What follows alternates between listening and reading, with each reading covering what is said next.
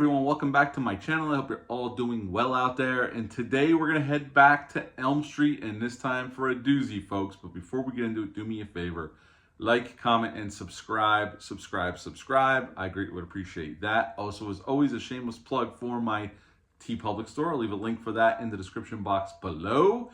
And yes, today we're going back to Elm Street for Freddy's Dead, the Final Nightmare. Yes. Now, after the middling success of Nightmare on Elm Street Part 5, The Dream Child, which did make some money but was not the huge hit, especially coming off of the huge hit that was Part 4, New Line decided they were going to put Freddy to rest permanently. Now, obviously, we know, looking back and now, what we know now, it's a joke because 3 years after this got released, we had Wes Craven's New Nightmare and then Freddy vs. Jason and the Nightmare on Elm Street remake. But at the time, they really were thinking about ending the franchise because they were running out of ideas and they figured they pretty much ran the franchise into the ground. So they decided to come up with Freddy's Dead, the Final Nightmare. Now, this came out September 13th of 1991, 2 years after Part 5. It's rated R. It's an hour and 29 minutes long, but we're going to talk about that runtime when we get into the trivia part of this because it's very interesting. We'll talk about it. It had a budget of $11 million, the biggest budget of any of the films thus far. And upon release, it made $34 million. So it did make some nice bucks for New Line Cinema at the end of the franchise. Although, again, 3 years later, we'd have a new Nightmare, which we'll talk about next. Now, to direct this film, originally, they had actually Peter Jackson wrote a screenplay for this entry. It wasn't used, obviously, but they did approach Peter Jackson. He did write a screenplay that was never used. None of the ideas were ever used. So, but they did hire somebody to direct this film that had worked for New Line for 10 years, and that person is Rachel Talalay. Now, in this film, we have Robert Englund back as Freddy Krueger once again, and Lisa Zane plays Maggie. She helps run this shelter in L.A., which we'll talk about, helping troubled kids that have some problems. And we also got Yaphet Kotto playing Doc. He works with her at the shelter, and he's really into sleep rehabilitation. So he kind of has an idea of dreams and how they work. And Breckin Meyer makes his theatrical film debut in this film as one of the kids. Right away in the film, we're introduced to John Doe, although he's not John Doe yet. And he has an extended dream sequence with Freddy. Here's where we set up some new rules for Elm Street that we never knew before, or Springwood and Elm Street, the franchise. After some really corny stuff, we see Freddy on a broom saying, "I'll get you, my pretty," like from Wizard of Oz and all this crap. John Doe gets thrown through this force field around Springwood because he's the last remaining child, and Freddy needs new children or new kids to stock in their dreams to stay powerful and relevant. So he hatches his plan to send John Doe off to LA, where he meets these kids in the shelter to bring back to Springwood, which happens to work out because the plot needs to happen, and Freddy can now haunt other kids' dreams and free himself from, go move on and, free himself from Springwood and haunt other children. And we get more backstory into Freddy. We get to see him as a father, as a little kid. We see his father in a scene played by Alice Cooper, and he was getting beat at home and he killed his wife when he was married. And we find out that Lisa Zane's character is his daughter. I'm not going to go too much more into the plot other than I don't think this movie's very good. This is definitely my least favorite of the franchise, and it's always been that way. And I've tried to give this one and this entry several shots at the wheel, and it's still not my favorite. And I think it's actually not a really good movie. And how they decided to take Freddy out is something we already saw in the first film that Heather Langenkamp's character figured out in the first film. So you could bring Freddy into the real world and you can hurt him. And that's what they do. And this last section of the film takes place in 3D. The 3D version is on this 4K. I didn't watch it in 3D. I just watched it in plain old 2D. But the final part of the movie, when Lisa Zane puts on the 3D glasses, which was supposed to let the audience know in the theaters back in 91 to put their 3D glasses on, and the rest of the film was in 3D. We get some really crappy CGI effects, and they dispatch of Freddy, and that's the end of Freddy's Dead. So what to like about this film? Well, sadly, not very much. I've never liked this film since I saw it back in the early 90s when it hit the VHS market. I remember renting it and being severely disappointed. And this is coming off of Part 5, which I'm not a big fan of either. But this one's definitely even a bigger step down in quality for me anyway. I think some of the cast is fine, like Leslie Dean, who's one of the characters. She's good. She would work with Robert Englund 976 Evil. She came in and did this film. The guy who plays Carlos, I like that character. Breckenmeyer doesn't make much of an impression here. He plays like a stoner kid who gets killed in a video game. And Freddy has like a modified power glove that Nintendo used to have back in the day. Which they didn't have permission to do, by the way, but Bob Shea said, screw it, make the glove. And it doesn't look like a power glove, but you know what they were going for. Nintendo never sued, so that was cool. They got away with that one.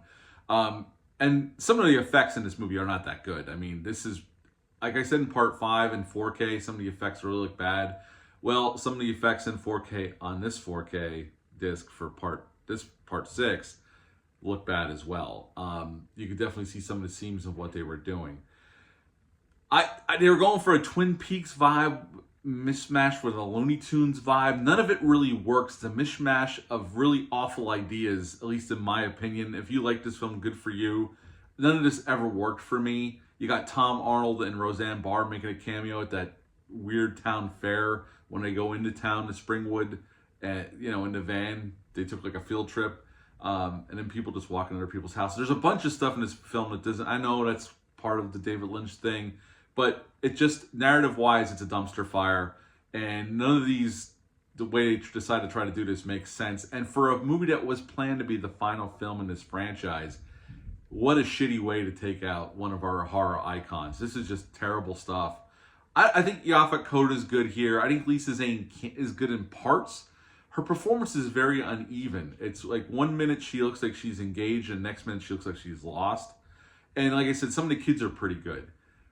Other than that, Robert Englund's performance is pretty much just hamming it up the whole time. And it's amusing.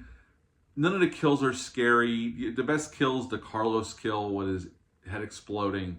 And the one really amusing part of this movie is when Carlos is opening the map in the back of the van because they've been driving around the town trying to get out and they can't. And he opens it up so far and all of a sudden just says, "You're fucked." And he wakes up from his dream and he goes, "The map says you're fucked." And that's always a funny moment for sure. But overall, this is just kind of a slog to get through. It's a mishmash of things that should have never been put together. I don't know how they decided to go with this script and make this the final movie. And they spent $11 million on it. I don't like Freddy's makeup here. A lot of the effects look awful. They really, really do. This is a movie made of bad ideas on top of bad ideas. And it's sad that this is the way they decided to try to end the franchise. Thank God they rectified that 3 years later and let Wes Craven come back for what I consider a much better film. And now I'm going to re-review it. I'm going to watch it again for the first time in a few years. But New Nightmare is a way better film than this one. I don't think the direction's all that good. A lot of it just comes off as hokey and just nonsensical. This movie's not for me. It never has been. This is definitely my least favorite of the whole franchise. And the movie itself, I would give a 2 out of 10. A 2 out of 10. Now, Johnny Depp makes a cameo in that drug commercial. So Johnny Depp did come back to film a small cameo in the film, and then Freddy hits him with the frying pan. Now, one thing I really wanted to bring up before we talk about the transfer in the sound. Doing a little research on this film, and I didn't get to see this theatrically back in '91. I only got to see it on home video. So that's the only way I've ever seen it is on home video. But I was reading, and I don't know if this is true, but I'm just going to say this, put this under the rumor category, because I can't confirm this, but I thought this was very interesting if it is true, and this is something you might want to go down a rabbit hole on. The original theatrical runtime of this film was 1 hour and 40 minutes long, from what I read. And for some reason that I can't find, and it's never discussed in a Never Sleep Again documentary, I've watched that several times, I know nobody's ever spoken about that. For the home video release, it was cut down to 1 hour and 29 minutes long. And the other cut, the longer version's never been available in the United States of America. And I can't find any explanation why New Line cut it down for the home video release. Nothing. I thought that was pretty interesting. So if you want to go down a little bit of rabbit hole on that one, you're more welcome to it. Come back and tell me if that's a fact or not, but I thought that was very interesting and I had to bring that up. Okay, the reason we're here, this is a case for physical media. The movie, again, 2 out of 10 for Freddy's Dead, The Final Nightmare. The disc, I will say, once again, like the rest of the franchise, they gave this movie tender loving care. They did a really nice job with the remaster of the movie. The movie looks really good. The 3D stuff looks a little soft, but that's to be expected. I don't know how much 4K could really help a movie that was shot in 3D back in the day. But overall, the transfer is really well done. I don't think it's as well done as some of the other ones previous, but they did a really nice job, and it's definitely a major upgrade compared to the Blu-ray box set yet again. Also, they gave this a Dolby Atmos sound mix, and the sound mix is pretty damn good as well, as it has been through the whole franchise. So once again, Warner Brothers gave part 6, which I know a lot of people don't like, they gave it a tender loving care as they did the other films in this franchise. So hats off to Warner Brothers. 2 out of 10 for the movie. For the transfer and the sound design itself, I would give it a 9 out of 10. 9 out of 10 for the transfer and the sound design. Have you seen this one yet on 4K? Leave a comment down below. Let me know. What's your thoughts on this entry in the Nightmare on Elm Street franchise? Leave that comment down. Does this work for you? If it does, that's great. It just has never worked for me.